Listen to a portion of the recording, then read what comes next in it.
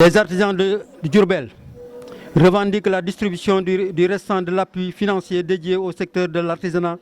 suite à l'impact causé par la pandémie Covid-19. Nos artisans de la région de Diourbel et ceux des autres artisans du territoire avons subi de grandes pertes au cours de ces 15 derniers mois,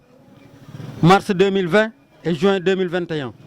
Malgré le décaissement de la première tranche de 5 milliards de francs CFA, cette somme était dérisoire puisqu'elle ne représentait que le cinquième de l'enveloppe financière des 25 milliards mise à la disposition de notre ministère de tutelle. Nous fustigeons la léthargie notée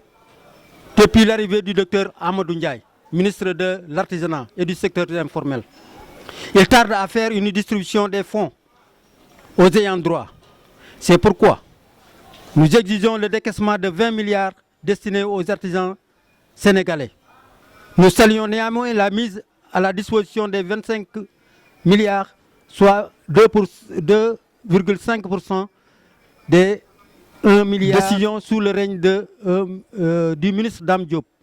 La distribution de la deuxième tranche est devenue une nécessité pour l'artisanat puisqu'elle permet aux certains d'entre nous de relancer leurs activités.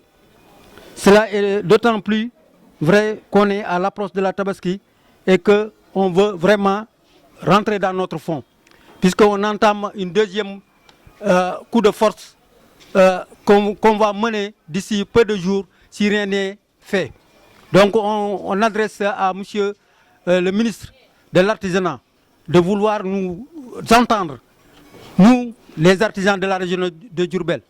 Nous voulons rentrer dans notre fonds et que si rien n'est fait, avant la Tabaski, on va faire une autre marche qui va être plus dure que celui que vous entendez. njàmbat li lenn rek la te jàpp naa ni artisans yi ci réew mi yëpp ñoo ko xamandoo rawatina ñun artisans yi nga xam ne ñoo nekk Diourbel bi nga xamante ni pandémie Covid-19 bi yegsi na ci réew mi le président de la République daf ñu doté benn enveloppe 25 milliards ci fonds force Covid-19 loolu boo ko dee xool mu tolloog 2,5% ci 1000 milliards yi nga xam ni mooy fonds force Covid-19 kon donc di ñaari poñ ak genn wàll ca téeméer bu nekk ci limu xaalis bi nga xam ni moom lañ jagleeloon fonds boobu. kon tey bu ñu egsee ba weer wi nga xamante ni depuis janvier defoon nañu lancement bi génn benn première tranche 5 milliards. si 25 milliards yi nga xamante ni moom la ñu doté woon artisans yi kon tey ji ñun artisans yi nga xamante ni ñoo nekk Diourbel en particulier en général les artisans du Sénégal suñu restant la ñu soxla lillaahi wa rasuli jox leen ñu suñuy fonds parce que mën naa ni artisans yi bokk nañu ci tranche population bi nga xamante ni nii ñoo gën a loru ci mbënd mi ci mbas mi du moins mbas mi ñëw na demuñu dékkuñu defuñu bàyyiwuñu kon le président de la République à travers le ministre de l'Artisanat monsieur Amadou Ndiaye ñu ngi lay ñaan nga fexe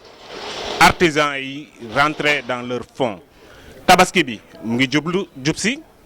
soxla yi dafay yokk te nag fonds force Covid-19 boobu mu ngi toll si ñu koy évaluer ak naan fonds force Covid-19 bi exécution mu ngi jëm si jeex. kon nag lillaahi wa rasuuli li ñuy ñaan rek moom mooy que ñu restituer ñu suñuy fonds parce que ku koy soxla ñun artisans du Sénégal ñoo leen ko gën a soxla te it nag da ngeen leen ko yellool